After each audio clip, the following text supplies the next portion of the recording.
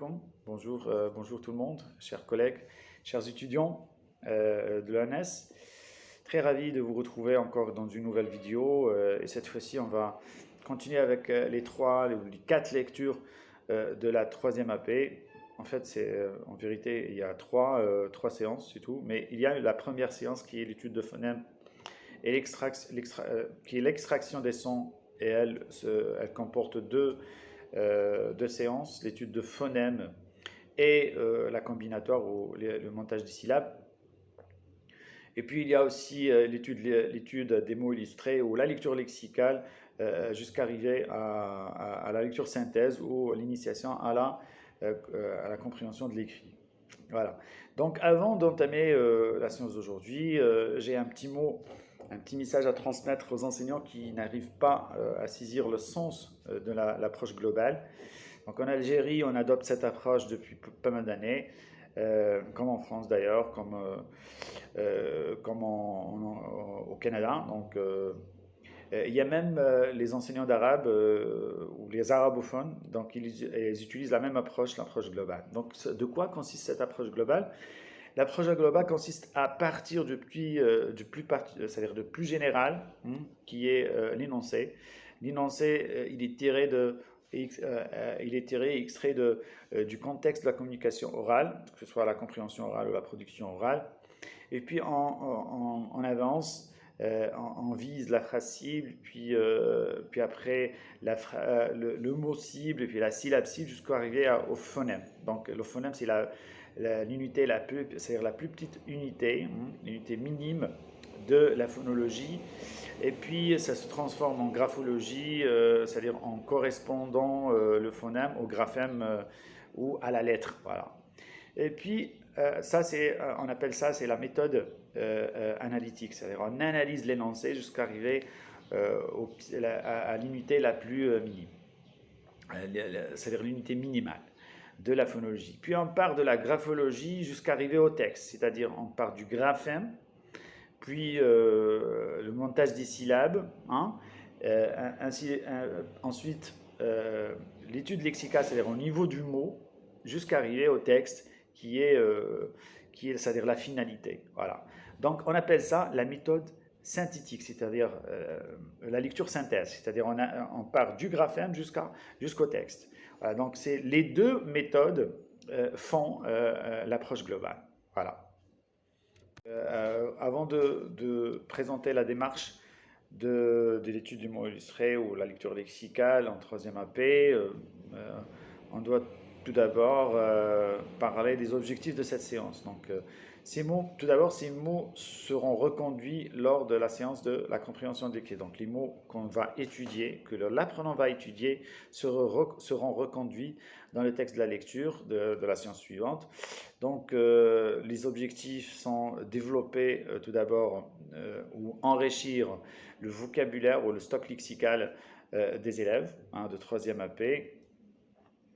Il y a aussi l'amélioration de la reconnaissance des mots écrits, reconnaître les mots, c'est-à-dire à travers leurs images, c'est très important. Je vais vous donner un exemple comme le mot aujourd'hui est reconnu facilement par tous les élèves, surtout la quatrième année, parce qu'il est répété à chaque fois dans le contexte de la situation de communication. Donc le troisième objectif, c'est renforcer les compétences de la lecture, dont bien sûr le plus important, c'est la conscience phonologique. Il y a aussi préparer des élèves à la séance, à la lecture compréhension de la séance suivante. Donc, comme matériel, on peut utiliser, je laisse le soin aux enseignants de choisir le matériel qu'il faut. C'est à eux de choisir cela. Moi, je peux suggérer, je peux proposer par exemple des cartes illustrées représentant des mots simples qui ont un lien direct avec la thématique du projet. Donc, on est par exemple au niveau du projet des animaux, donc on ne va pas étudier des mots qui sont inhérents au thème de l'école, de la famille, etc. Donc, aussi, ces mots doivent être, comment dirais-je, donc en lien, comme j'ai dit, avec le thème, avec le texte, qui sont aussi contenus, ou au moins dans la plupart sont contenus dans le texte de la lecture. Donc le tableau blanc, une affiche aussi, qui comporte tous les mots, des feutres et des crayons qu'on peut utiliser par les enfants lors de la séance d'entraînement ou la séance même de la lecture. Aussi, on doit prévoir l'utilisation du texte, de la compréhension de l'écrit, donc pour contextualiser ces mots-là, prévus pour la séance suivante. Il doit être adapté au niveau des élèves. Vous n'êtes pas obligé de faire reconduire le même texte du manuel. Bon, moi j'ai choisi le texte des Les animaux de Shafik, page 69, mais vous pouvez l'utiliser et l'adapter au niveau des apprenants, donc enlever les mots qui vous paraissent difficiles un petit peu à déchiffrer ou à reconnaître en termes de compréhension, ou bien vous reconduisez le même texte. Donc, pour le déroulement de la séance, on va commencer par la phase, la première phase qui est la phase d'entraînement, la phase d'entraînement ou de révision de prérequis. Là, on va revisiter les sons étudiés lors des trois séances précédentes, les deux séances précédentes, la combinatoire et l'étude de phonèmes.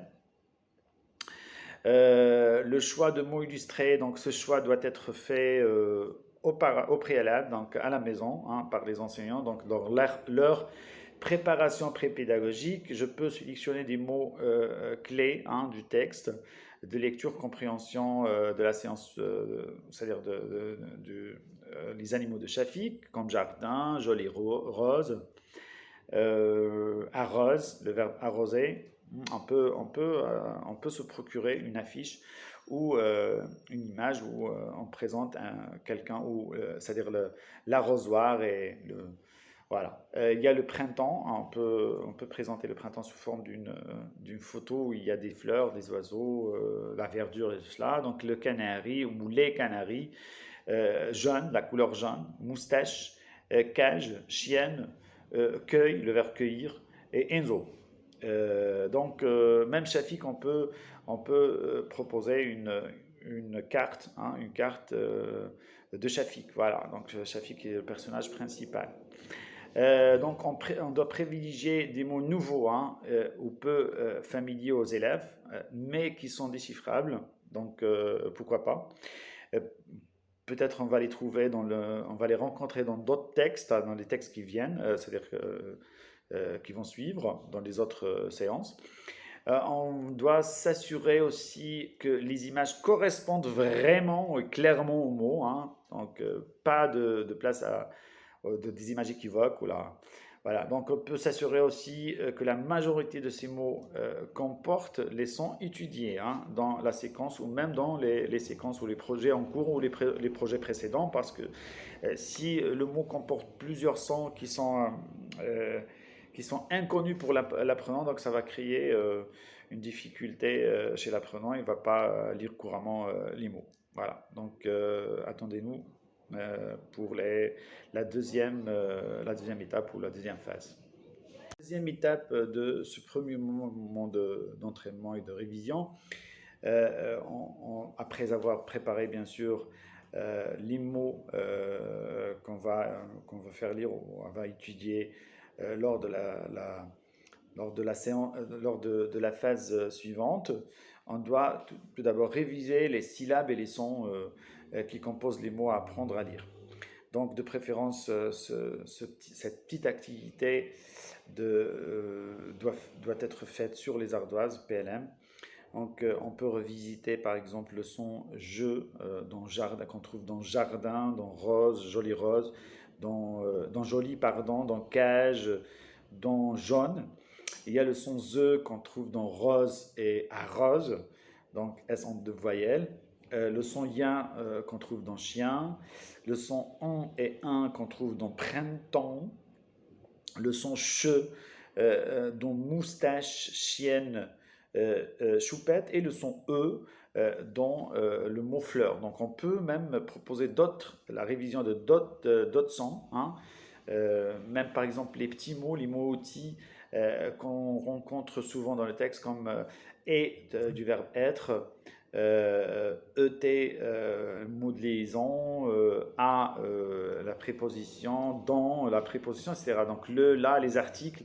Ces mots doivent être révisés avant d'entamer la lecture du texte. Il faut faciliter la lecture fluence des apprenants. Voilà. En ce qui concerne le deuxième moment, qui est le moment d'apprentissage ou d'imprégnation, hein, du mot illustré, bien sûr.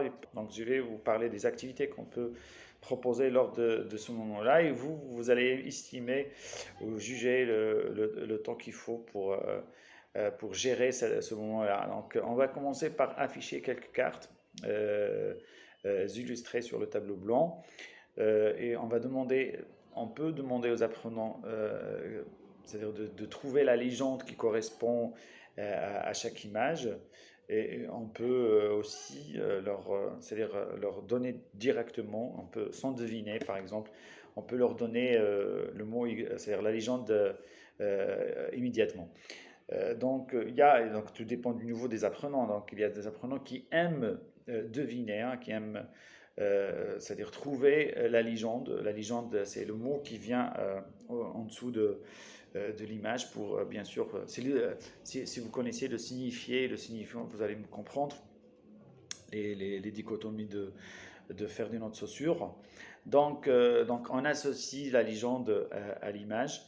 C'est l'apprenant qui, de préférence, si le niveau le permet, on invite les apprenants à deviner les légendes. Si ils éprouvent des difficultés ou là, des élèves en difficulté, on peut directement afficher le nom.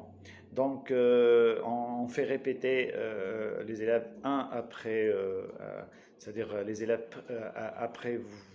C'est-à-dire après l'enseignant, donc c'est l'enseignant qui répète le mot lentement et clairement, et les enfants, les élèves vont répéter en chœur, c'est-à-dire ensemble, puis individuellement aussi. On peut inviter certains enfants à redire le mot ou à lire le mot individuellement. Donc, on doit encourager aussi les élèves à pointer vers l'image lorsqu'ils prononcent le mot, hein, pour s'assurer que l'apprenant c'est-à-dire est saisi, c'est-à-dire ait pu correspondre le mot, l'image à la légende. Voilà. Donc on passe à l'activité de lecture, qui est l'activité la plus importante de ce moment-là. On demande aux apprenants de construire des phrases avec les mots découverts lors de l'activité précédente. Par exemple, qui peut me donner un mot, c'est-à-dire une phrase, qui peut me proposer ou former une phrase avec Shafik. On peut accepter toutes les réponses, même celles qui n'existent pas dans le texte.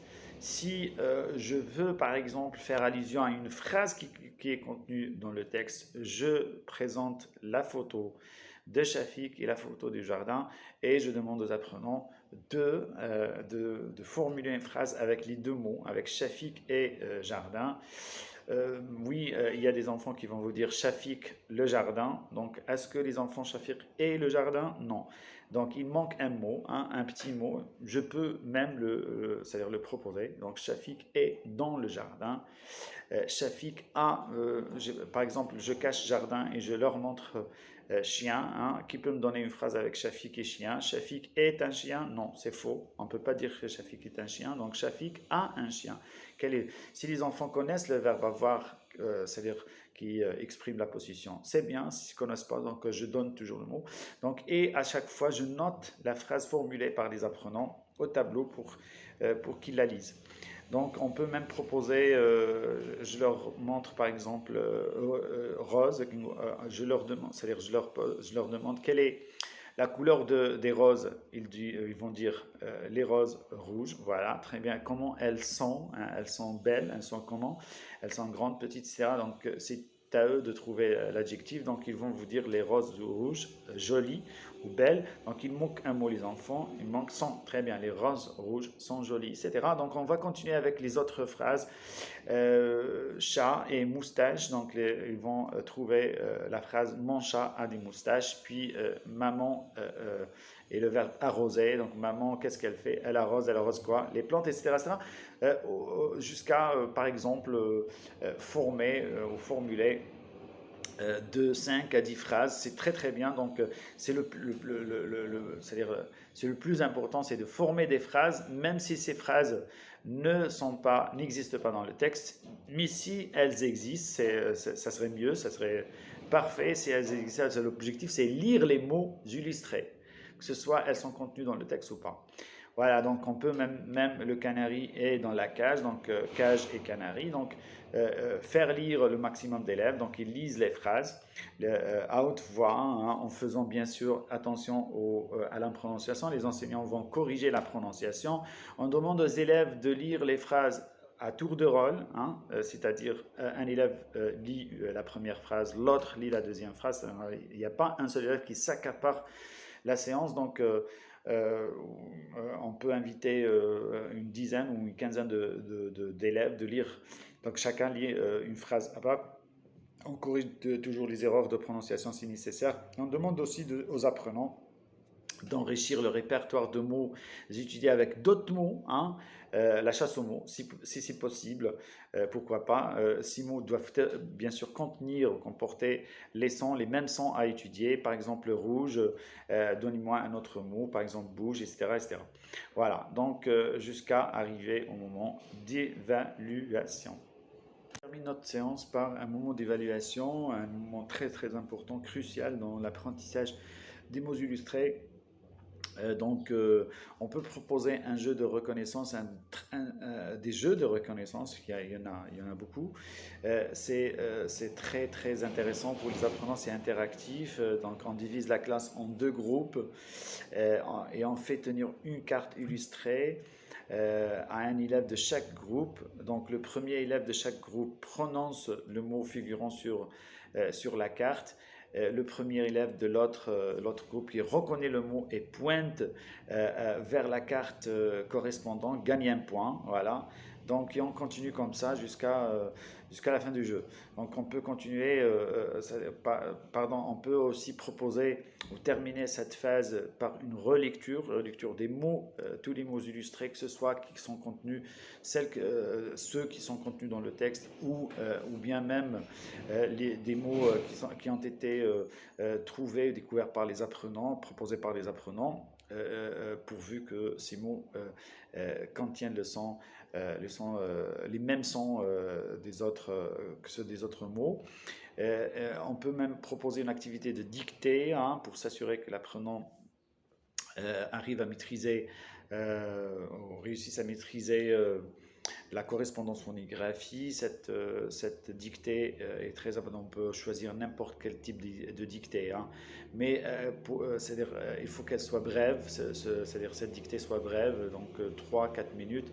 Donc sur les ardoises, brièvement, parce que l'objectif n'est pas la dictée, hein, c'est la lecture des mots illustrés. Donc on peut faire allusion au texte qui va être étudié lors de la séance suivante. Donc on peut le présenter, on demande aux apprenants d'indiquer comme évaluation, bien sûr, d'indiquer les mots qui ont été étudiés dans le texte. Voilà, donc ça faciliterait, Inch'Allah, dans la séance suivante, la lecture aux apprenants, donc la fluence.